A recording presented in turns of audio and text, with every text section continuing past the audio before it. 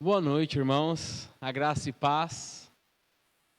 Então, eu sou o tal do pastor Rodrigo, de Bauru, pastor auxiliar ali na primeira IPI de Bauru. Estou ali desde 2015 e ordenado em 2019. Minha esposa Adriana não pôde vir, não pôde me acompanhar, porque ela trabalha na transmissão, culto online. Então, ela ficou ali na igreja. Meus filhos, tenho 2 filhos também.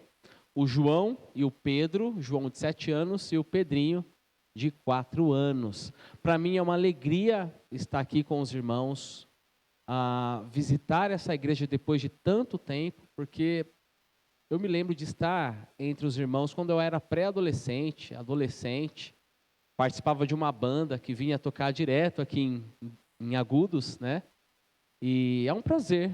Quero agradecer ao pastor Gilmar, pela oportunidade de compartilhar a palavra. E eu gostaria de compartilhar, então, uma reflexão, um texto que se encontra no Evangelho de Lucas. Eu creio que é essa palavra que o Senhor tem a ministrar aos nossos corações nessa noite. Peço para que você abra, então, a sua Bíblia, o Evangelho segundo Lucas, capítulo 4.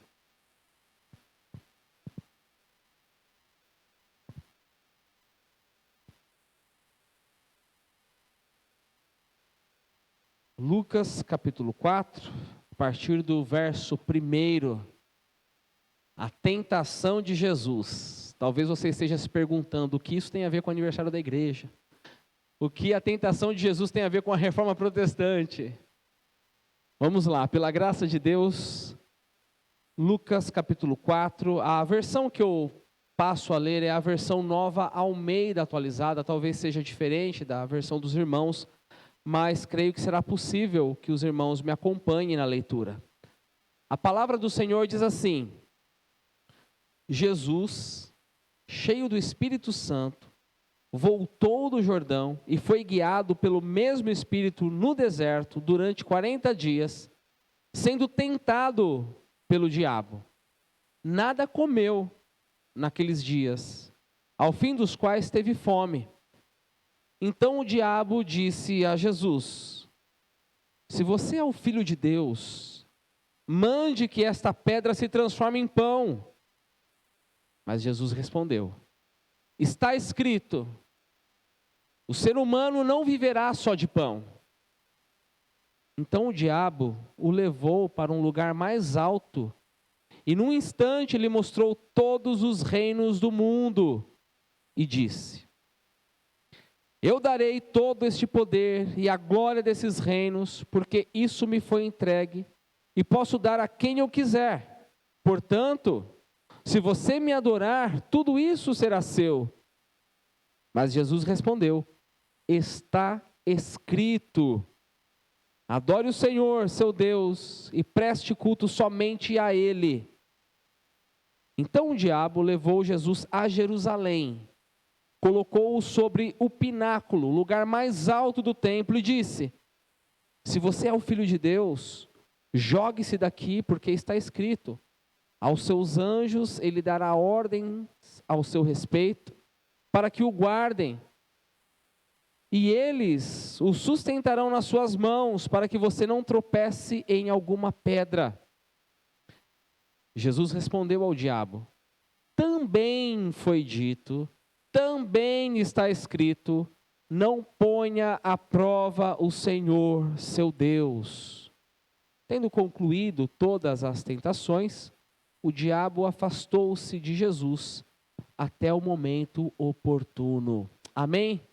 Louvado seja o Senhor pela sua palavra. Eu gostaria de orar mais uma vez, irmãos. Quero convidar você então a fechar os seus olhos. Senhor, nós estamos diante da tua palavra infalível, inerrante, a palavra que transforma o nosso coração, palavra revelada, preservada ao longo dos séculos. E agora nós pedimos para que o teu Espírito Santo ilumine essa palavra em nosso coração. Que o teu Espírito Santo nos ajude a aplicar as verdades aqui no nosso dia a dia, no nosso cotidiano. Eu peço a Deus para que o Senhor me use apesar das minhas limitações, e que os ouvidos dos meus irmãos e das minhas irmãs estejam atentos à tua palavra, ó Deus. Livra-nos, ó Deus, de toda distração, mas que a palavra venha de encontro ao nosso coração, como já foi orado nessa noite, ó Deus. Assim nós clamamos a Ti, em nome de Jesus. Amém. Amém. No dia 31 de outubro de 1517, um monge católico agostiniano chamado Martinho Lutero fixa 95 teses nas portas da igreja de Wittenberg, na Alemanha.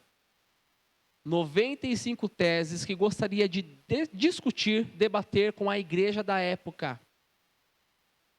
A intenção de Lutero não era provocar um racha na igreja, começar um ministério novo. Mas Lutero percebeu pela palavra de Deus que algumas práticas da igreja não se conformavam mais às Escrituras. Isso rendeu a Martinho Lutero certa popularidade, mas também oposição, principalmente da igreja. Passado um tempo, em 1521, foi convocada uma assembleia numa outra cidade na Alemanha, em Worms. E ali Lutero foi chamado pelo imperador, era uma assembleia imperial, Carlos V, e Lutero deveria se retratar. Foi colocada uma mesa como essa diante de Lutero, com os escritos dele, com os livros. E Lutero foi questionado sobre aquelas doutrinas. Imagina a pressão diante dos líderes da igreja, diante das autoridades do Império Sacro Germânico. Lutero se vê numa situação como uma ovelha entre os lobos. Que pressão, que difícil. O texto que nós acabamos de ler conta para nós uma situação de pressão também, muito pior do que a situação de Martinho Lutero. Aqui é o Senhor Jesus Cristo sendo tentado pelo diabo. Mas para a gente entender o que está acontecendo aqui no texto, a gente precisa voltar a um capítulo no Evangelho de Lucas. Quando Jesus foi batizado. Entenda o batismo de Jesus como a sua ordenação para o sagrado ministério. Jesus está sendo ordenado para o seu sacerdócio. Os irmãos se lembram o que aconteceu ali no batismo de Jesus? O Espírito Santo desce sobre ele. É uma unção para o ministério. E o Senhor Jesus ouviu a voz do Deus Pai dizendo: Tu és o meu filho amado, em quem eu tenho prazer. Então Jesus é ordenado ao ministério, mas antes de começar a trabalhar no ministério, a pregar, evangelizar, a curar os doentes, expulsar demônios, Jesus precisa passar por um teste muito difícil, muito duro. O apóstolo Paulo nos ensina que Jesus é o último Adão. 1 Coríntios capítulo 15. Nós temos o primeiro Adão em Gênesis e o último Adão, que é o Senhor Jesus. Então entendam, se o primeiro Adão foi tentado no Jardim do Éden, o último Adão também precisa passar por um teste parecido. Jesus precisa ir ao deserto, é guiado pelo Espírito Santo, porque, ao que tudo indica, Jesus precisa aqui cumprir uma agenda. A agenda do Espírito Santo. Então lá vai Jesus ao deserto. Depois de 40 dias sem comer. Imagina a fome. Talvez você tenha vindo ao culto sem jantar, já pensando o que vou comer depois do culto. Jesus passa 40 dias. É nesse contexto de necessidade física que o diabo aparece. O diabo aqui, na sua primeira tentativa, usa uma estratégia sorrateira, um golpe muito baixo. Jesus está com muita fome. O diabo então aparece aqui no verso 2, conforme nós acabamos de ler, depois de passar 40 dias de fome. O diabo usa uma estratégia que tem conseguido derrubar muita gente por milênios, atacando o ser humano pela necessidade do corpo humano. Quais são as necessidades do corpo humano? Nós precisamos comer, beber, dormir. E as vontades também. Nós temos o desejo de comer, de beber.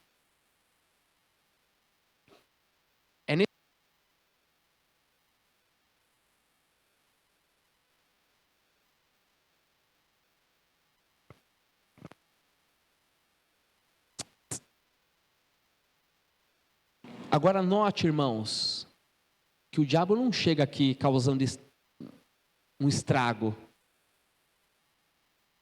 Não chega aqui chamando a atenção. Mas o diabo aqui é o parlamentar. O que é o parlamentar? É aquele que parla, é aquele que fala. O diabo usa a sua fala, o diabo usa a sua persuasão. Essa é a estratégia do diabo que a gente precisa temer. A maneira como o diabo se aproxima. E a abordagem de Satanás é muito parecida com a abordagem lá no Jardim do Éden. Os irmãos se lembram em Gênesis? A serpente tenta colocar em dúvida a palavra de Deus.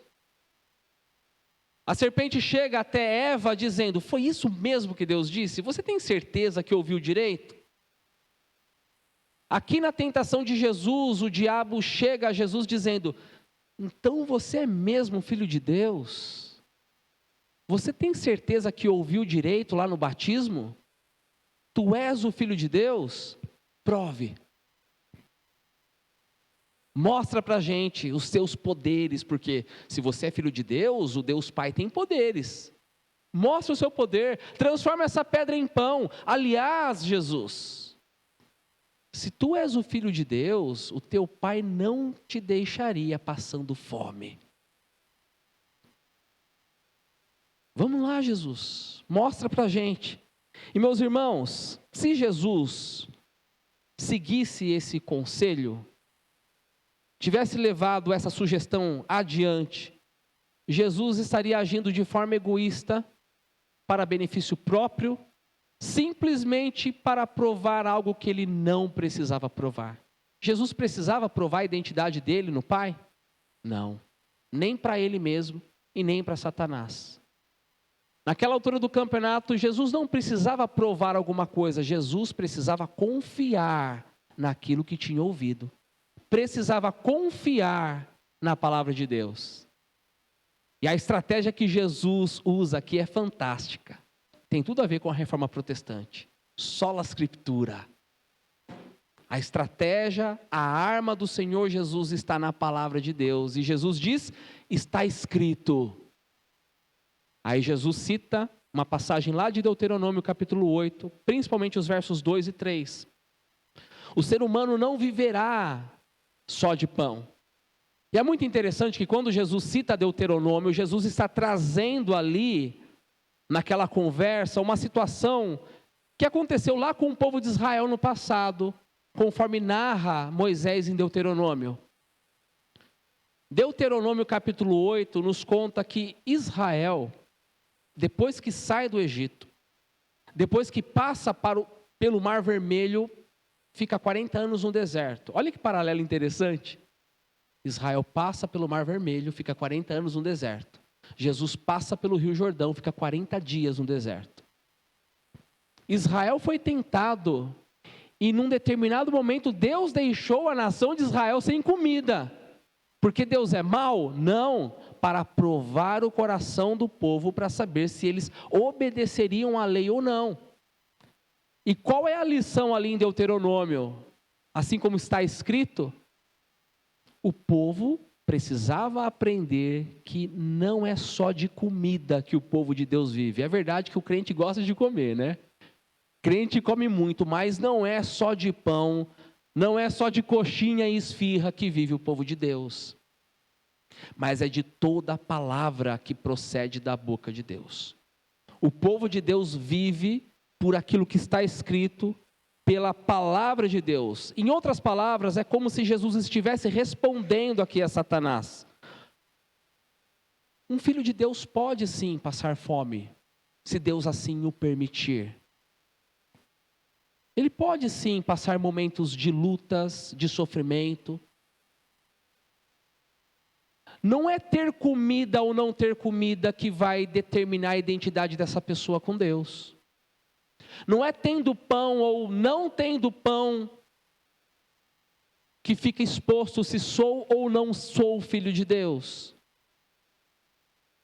Mas o que determina a minha filiação em Deus é aquilo que o Deus Todo-Poderoso diz. Tu és o meu filho amado.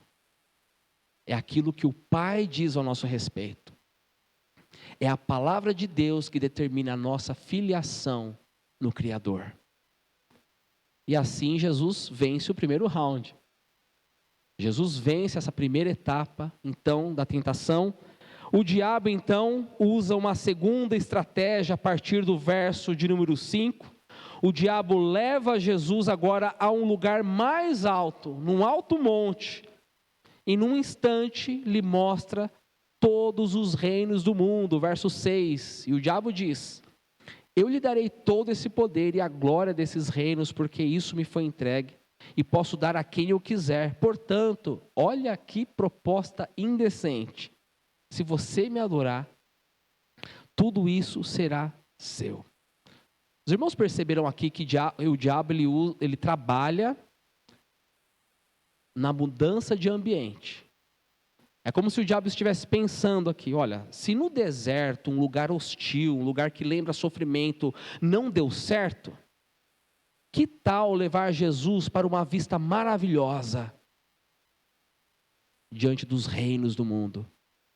Talvez a oferta de simplesmente transformar pedra em pão é muito pouco. Levar alguém a pecar por um pedaço de pão, Jesus não é igual a Esaú que trocou a sua primogenitura por um prato de lentilha. Que tal aumentar a tentação? Então o diabo aqui apela para o poder, para o vislumbre, a fascinação das coisas desse mundo. A oferta aqui parece imperdível. O preço parece muito bom, parece uma proposta da Shopee aqui. Mas é propaganda enganosa. Se a glória dos reinos desse mundo tem o seu valor, nosso relacionamento com Deus é inegociável. Não tem preço. Fidelidade ao Senhor, adoração somente a Ele, somente se prostrar a Deus, somente o culto a Deus, isso não tem preço. Isso é inegociável. É por isso que no verso 8 Jesus usa a mesma estratégia de guerra, citando a palavra de Deus. Está escrito: adore o Senhor seu Deus e preste culto somente a Ele. Segundo round, Jesus vence, mais uma vez, como sempre. O diabo então parte para a sua terceira e última estratégia. Verso 9. Então o diabo levou Jesus para onde? Para Jerusalém. Interessante isso, né? Essa mudança de cenário no deserto, depois para um alto monte e depois para Jerusalém. Eu não faço ideia de como isso aconteceu, mas eles mudaram de lugar durante essa tentação. Eles foram transportados ao que tudo indica. E aqui está Jesus, foi colocado sobre o pináculo do templo. E Satanás então faz uma proposta indecente, para que Jesus se jogue dali de cima. Agora o que é interessante aqui na estratégia de Satanás, ele percebe que nas duas primeiras tentativas Jesus usa o quê? A palavra. Então o diabo agora também resolveu jogar com as mesmas armas. O diabo também agora usa a palavra de Deus. Ele cita aqui um texto bem interessante, Salmo 91, salmo tão querido por nós, versos 11 e 12. Aos seus anjos ele dará ordens a seu respeito para que o guardem, e eles o sustentarão nas suas mãos para que você não tropece em alguma pedra. Então, no contexto de deserto não deu certo. No contexto de glória, de vislumbre desse mundo também não deu certo. O diabo agora apela para o ambiente religioso. O contexto aqui é espiritual. O diabo está usando até a Bíblia e leva para Jesus para o templo, lá em Jerusalém, para criar todo aquele ambiente religioso. Agora o que é interessante é que Jesus não muda a sua estratégia. Jesus insiste, permanece firme, ainda usando a palavra de Deus. Só que agora diz, também foi dito, também está escrito no verso 12. Irmãos, é como se Jesus estivesse respondendo aqui para o diabo. Satanás, você quer usar a palavra de Deus? Use de maneira responsável. Não pegue um texto fora do contexto para distorcê-lo. Satanás usa a palavra de Deus, mas Jesus lembra, mas também está escrito, também foi dito. Satanás, não se comprometa apenas com uma passagem, mas com o todo da Bíblia, com toda a Escritura. Inclusive, este é um princípio de interpretação resgatado na Reforma Protestante. A Bíblia interpreta a própria Bíblia. O que isso significa? Às vezes, no nosso período devocional, nós estamos lendo uma passagem de difícil compreensão. A Bíblia não é clara do começo ao fim. Qual é a solução quando nós nos deparamos com textos difíceis da Bíblia? Procurar outros versículos com o mesmo tema, e aí nós somamos todos esses versículos que falam do mesmo tema, e assim a gente tem uma compreensão melhor daquela passagem. É o que Jesus está fazendo aqui. Não adianta, diabo, apenas citar aqui o Salmo 91, mas quando nós olhamos para a Bíblia toda, nós percebemos que nós não devemos nos colocar em perigo propositalmente para que Deus faça algo para nos provar que Ele nos ama. Nós não devemos provar a Deus. É isso que Jesus responde aqui para Satanás. E o desfecho dessa história, mais uma vez, terceiro round, Jesus vence a tentação, e o verso 13 ainda termina dizendo que, tendo concluído todas as tentações, o diabo afastou-se de Jesus até o momento oportuno. No contexto de deserto, no contexto de monte, no contexto religioso, Jesus permaneceu na palavra de Deus. Jesus resistiu ao diabo. Qual é o resultado disso? O diabo fugiu. O que a palavra mais tarde nos ensina. Resistir ao diabo, muito bem, e ele fugirá de vocês. Ele fugirá de vós.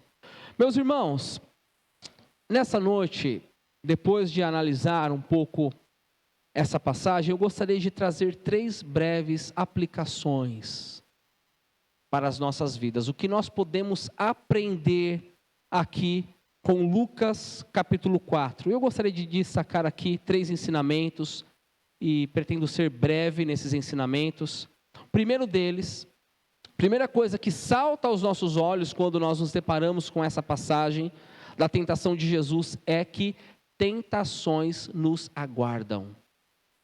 Como igreja, como servos do Senhor, nós teremos muitas tentações pela frente.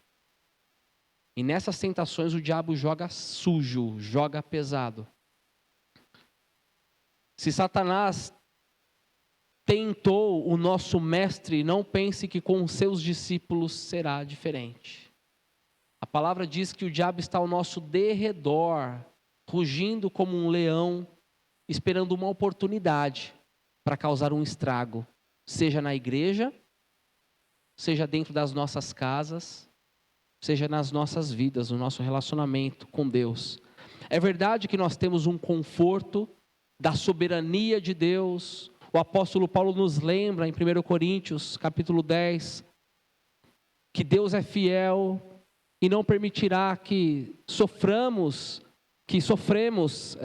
tentações além das nossas possibilidades, das nossas forças, mas isso não significa que vai ser fácil na nossa caminhada, não significa que nós não teremos as nossas aflições, que muitas vezes nós seremos tentados em abandonar a fé, em virar as costas para o Evangelho, em procurar deleite e satisfação aqui nesse mundo.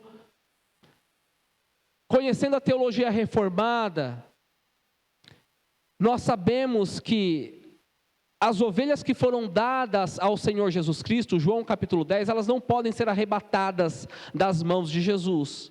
Se você entregou a sua vida de fato ao Senhor Jesus Cristo, o próprio Deus há de preservar a sua alma até a glorificação. Glória a Deus por isso. Mas se o diabo não pode destruir a nossa alma, ele pode ferir o nosso calcanhar. Se o diabo não pode impedir a nossa eternidade com Cristo, ele fará de tudo para que você viva com muitas lutas aqui nessa terra.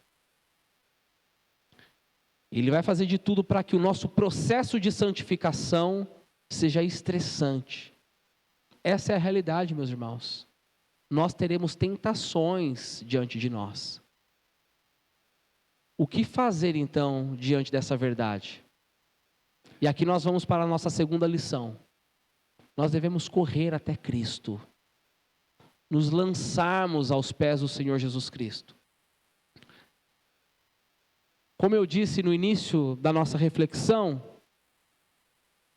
quando Jesus foi conduzido pelo Espírito Santo ao deserto, parece que Jesus está cumprindo aqui uma agenda do próprio Deus Pai.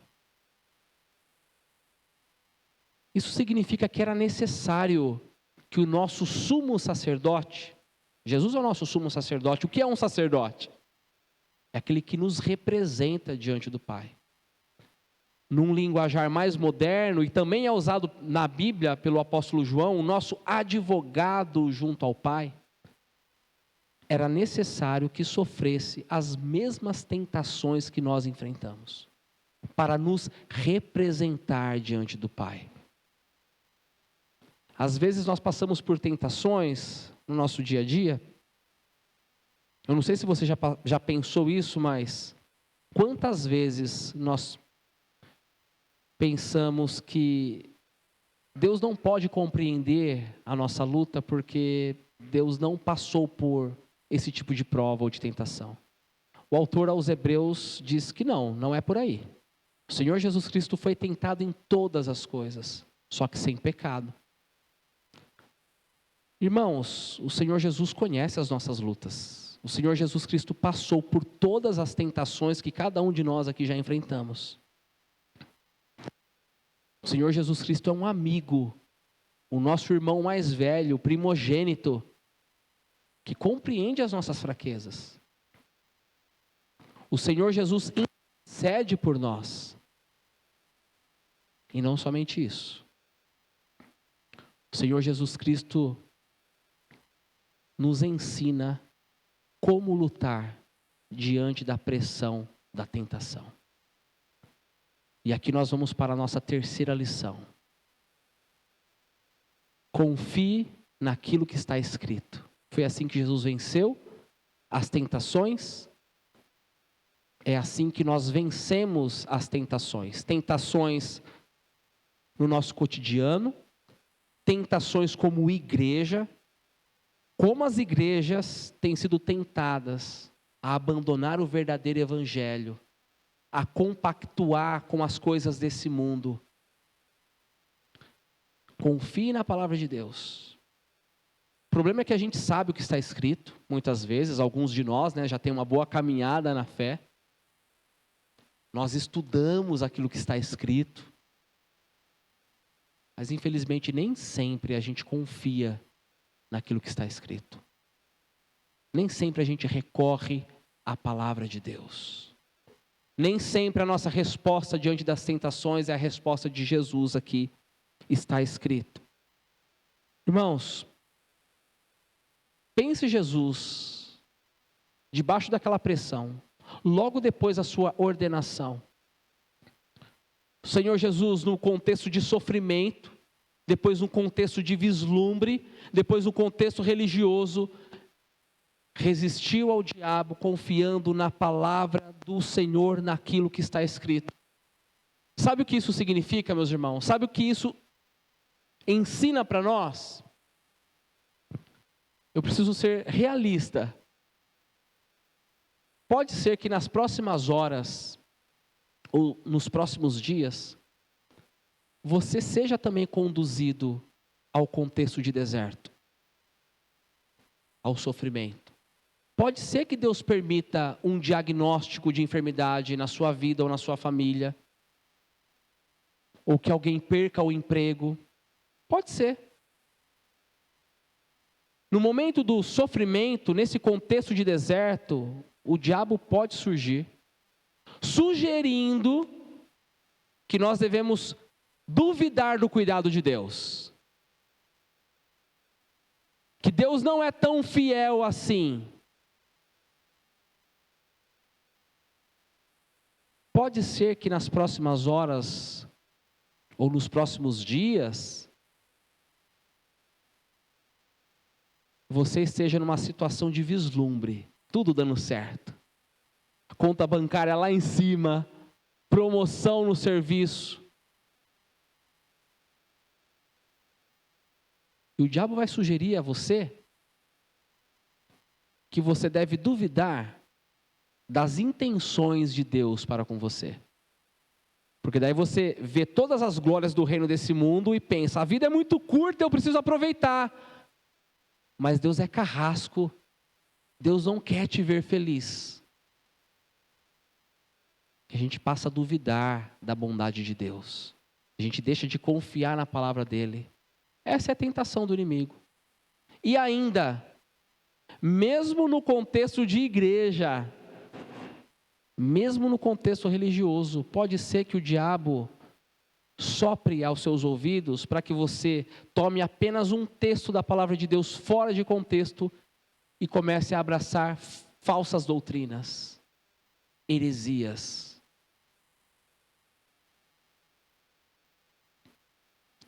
Qual deve ser a nossa resposta diante das armadilhas de Satanás? Meus irmãos, nós devemos nos lembrar da Escritura. É somente a Escritura que blinda uma igreja dos ataques de Satanás. A história mostra isso. O que é a reforma protestante? É uma volta às Escrituras. Eu creio que se a igreja de Agudos está aqui firme, com 118 anos, é porque a igreja tem sido fiel à palavra de Deus. E quando uma igreja é fiel à palavra de Deus e cumpre o seu papel aqui nessa terra, as portas do inferno não prevalecem contra o avanço do reino de Deus. A gente, quando lê essa passagem, não é a ideia do inferno avançando e a igreja resistindo, não. É o reino de Deus que avança e as portas não resistem. É a palavra de Deus que blinda o nosso coração, no nosso trabalho, diante das ofertas ilícitas que são feitas ali, na escola ou dentro de casa, na nossa vizinhança. É a palavra de Deus que blinda o nosso caráter. É a palavra de Deus que nos lembra que não é ter muito ou ter pouco que nos identificam como servos de Deus, mas é aquilo que a palavra de Deus diz a nosso respeito. É a palavra de Deus quem diz quem é a IPI de Agudos. É a palavra de Deus que testifica, é a palavra de Deus que diz quem é você diante do Criador. Amém? Voltando para a história de Lutero. Lá está ele, diante das autoridades, diante da igreja, diante do imperador Carlos V, e foi proposto ali a Martinho Lutero para que se arrependesse daquilo que escreveu.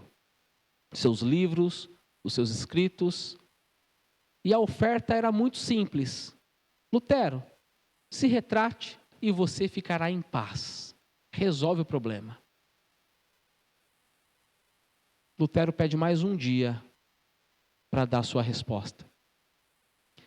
Aquela noite diz a história que ele orou muito, ele passou a madrugada buscando a face de Deus em oração. Que resposta eu darei diante das autoridades?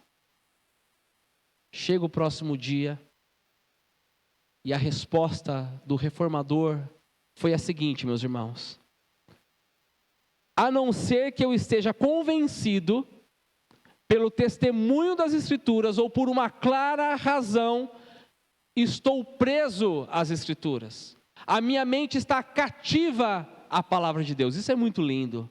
A minha mente está cativa à palavra de Deus. Ainda ele prossegue dizendo: não posso negar, não negarei, pois não é seguro nem certo ir contra a consciência. Não posso agir de outra maneira. Aqui estou e que Deus me ajude. Corajosamente. Irmãos, diante da pressão, da astúcia de Satanás, que a nossa mente esteja cativa às Escrituras. A nossa mente não pode ser vítima do emocionalismo. Não são nossas emoções que ditam o que nós somos em Cristo. A nossa mente não deve ser vítima do contexto, seja de deserto, de vislumbre ou contexto religioso, do que as pessoas dizem a nosso respeito. Mas a nossa mente, diante da tentação, deve estar cativa àquilo que está escrito. Aqui nós estamos e que Deus nos ajude. Amém?